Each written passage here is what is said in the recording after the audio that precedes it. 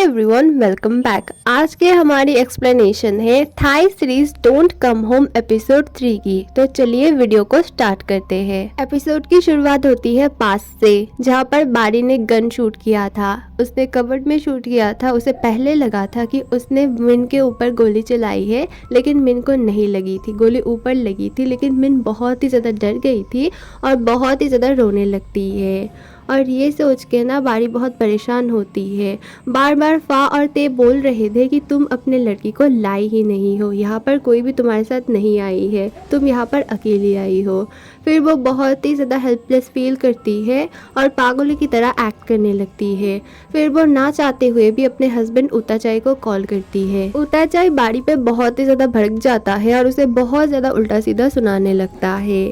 फा कॉल लेती है और उताचाई से बात करती है। बोलती है कि हम लोग पुलिस से तुम लोगों की बेटी मिन कहीं गुम गई है, क्या वो सच में मिन को ले आई है? उताचाई बोलता है हाँ, वो तो मिन को लेकर ही गई है। क्या उसने मिन को घुमा दिया? वो बहुत ही ज्यादा गुस्सा करता है। फा उसे जैसे तैसे शांत करती है और मिन की एक तस्वीर मांगती है। उताचाई एक फोटो भेजता है। फा और ते देख के हैरान हो जाते हैं कि मिन एकदम अपनी माँ की तरह दिखती है जब उसकी माँ छोटी थी, मतलब वो बारी की जैसी ही दिखती है। अब उन दोनों को विश्वास होता है कि बारी सच बोल रही है, उसकी सच में एक 5 साल की बेटी है और जिसे वो ले आई है। लेकिन अब उन दोनों को शक हो रहा था कि शायद बारी ने ही अपने बेटी के साथ कुछ किया है, क्योंकि उसकी दिमागी हालत शायद ठीक नहीं है। उन्होंने बारी के ड्रेस में जो खून देखा था उसके बारे में पूछते हैं। बारी बहुत ही ज्यादा भड़क जाती है। बोलती है क्या मैं अपने बेटी को मार डालूंगी या फिर नुकसान पहुंचाऊंगी? फिर फा बोलती है हम सबको सस्पेक्ट के हिसाब से ही देखते हैं और इसका डीएनए टेस्ट करवाना पड़ेगा। फिर बारी अपना कपड़ा फाड़ के उसे दे देती है। बोलती है लो टेस्ट कर लो, ये मेरा ही खून है और मैं कभी भी उसका कोई भी नुकसान नहीं कर सकती हूँ। मैं उससे बहुत ज़्यादा प्यार करती हूँ और तुम लोग अगर उसे नहीं ढूंढ पाओगे ना, मैं ज़रूर उसे ढूंढ के लाऊंगी उसे। अंकल नाटे ने आस पड़ोस के गाँव वालों को बुलाया था ताकि मिन जल्द से जल्द मिल जाए। गाँव वाले मिल के पुलिस के साथ उसे ढूंढेंगे। सब लोग मिलकर एक पूजा भी रखते हैं और बारी बहुत ही ज्यादा रो रही थी। फा और ते को अभी तो उस पर शक हो रहा था, लेकिन कहीं ना कहीं उन्हें लग रहा था कि बारी ने ये नहीं किया है। सब लोग मिन को बहुत ढूंढने लगते हैं, लेकिन वो कहीं पर भी नहीं मिलती है। अब पुलिस को लगता है कि वो साइड वाले नदी में गिर गई होगी। फिर फा अपनी टीम को भेजती है नदी में सर्च करने के लिए। रात बहुत हो गई थी और मौसम भी खराब था, इसीलिए फा बारी के साथ ही उसके घर में रुकने वाली थी। बारी और फा कुछ पर्सनल बातें कर रहे थे। उसी बीच फा बारी को बताती है कि वो एक सिंगल मदर है। इसी बीच बहुत जोर से बारिश शुरू हो जाती है। फा अंदर जाती है और कुछ छानबीन करना स्टार्ट करती है।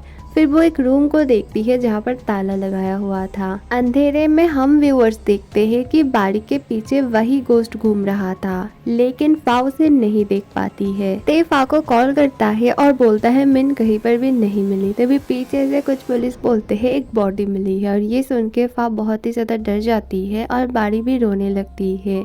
फिर वो लोग देखते हैं वो बॉडी तो किसी काऊ की थी। फा उस डोर के बारे में बारी से पूछती है। बारी बोलती है पता नहीं 30 साल से ये बंद है। फिर वो चाबी लाती है, लेकिन वो नहीं खुलता है। फा बाहर जाती है, कार से एक रॉड लाती है और उस रॉड से ना वो दरवाजा तोड़ती है। फिर वो लोग देखते हैं ये कोई रूम नहीं है, ये तो तहखाने का रास्ता है। मतलब अंडरग्राउंड में एक सीढ़ी से वो लोग जाने लगते हैं और उन दोनों के पीछे पीछे ना वो गोश्त भी जा रहा था। और हाँ, इस गोश्त को कोई भी नहीं देख पा रहा था मिन के अलावा। वो दोनों देखते हैं ये तो एक बहुत पुराना अंडरग्राउंड लैब है, किसी ने बनाया था। बारी बोलती है शायद मेरे मॉम ने बनाया था, क्योंकि वो एक बहुत बड़ी प्रोफेसर थी और एक साइंटिस्ट भी थी। वहाँ हैरान हो जाती है कि उस जमाने में एक लेडी ने अपने घर के अंडरग्राउंड में एक लैब भी बनाया था। शायद बहुत बड़ा कोई प्रोजेक्ट रहेगा। उन्हें फ्लोर पे बहुत पुराना ब्लड स्टेन भी दिखता है। पर्दे के पीछे उन्हें एक बहुत बड़ी कांच की मशीन भी मिलती है। उन दोनों को समझ नहीं आता है कि ये मशीन किस चीज की है। पुलिस वाले और गांव वाले मिन को पूरी रात तक ढूंढ रहे थे, लेकिन वो नहीं मिलती है।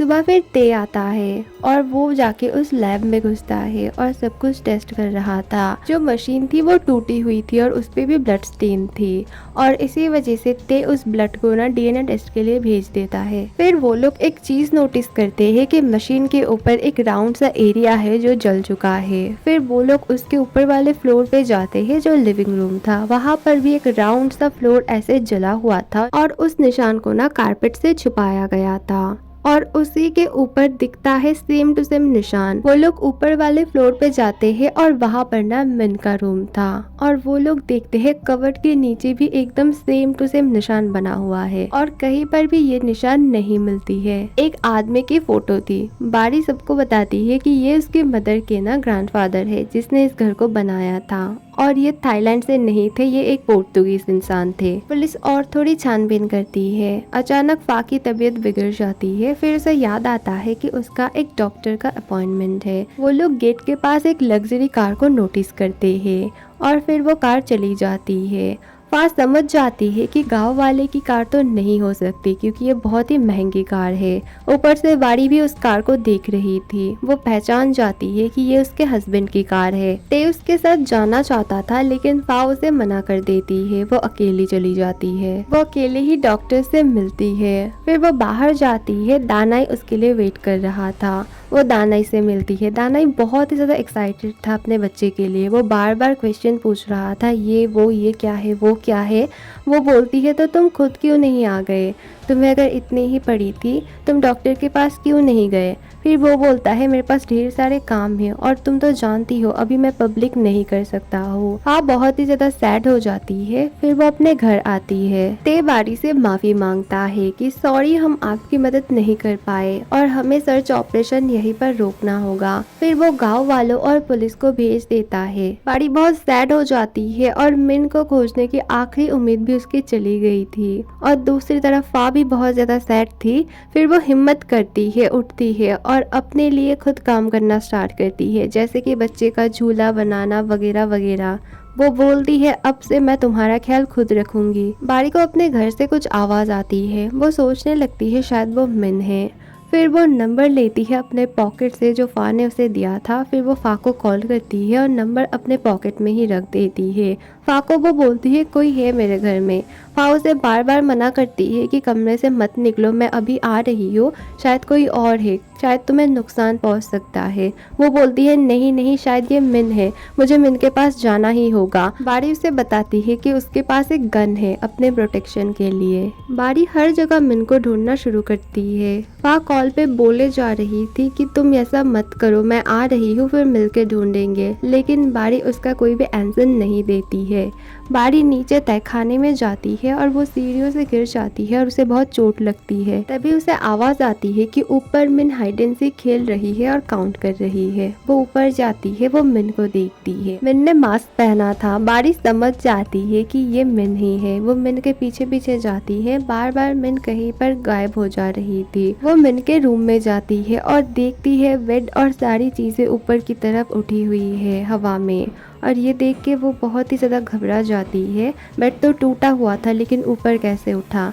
फिर वो कबर्ड के पास जाती है, कबर्ड खोलती है और मास्क पहनी मिन उसे डराती है। वो बहुत ज़्यादा डर जाती है और अचानक से वो वहाँ पर गायब हो जाती है। अचानक से रूम में सब कुछ नॉर्मल हो गया था और बारी अपना फोन वहीं पर छोड़ गई थी। फा उसे बार बार कॉल कर रही थी। बारी बहुत सारे पानी में डूब रही थी और अचानक से वो बहुत ऊपर से गिरती है और वो वही मशीन के अंदर गिरती है। शॉकिंगली ये मशीन टूटी हुई नहीं थी, एकदम फाइन थी।